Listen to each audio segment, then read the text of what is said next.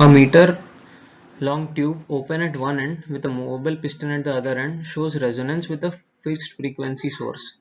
That is a tuning fork of frequency 340 Hz. When the tube length is 25.5 cm and 79.3 cm. Estimate the speed of sound in air at the speed of sound in air at the temperature of the experiment. The edge effects may be neglected. The pipe behaves as a pipe open at one end and closed at one end. Such a pipe would produce odd harmonics whose frequency is equals to 2n minus 1 into velocity by 4ln.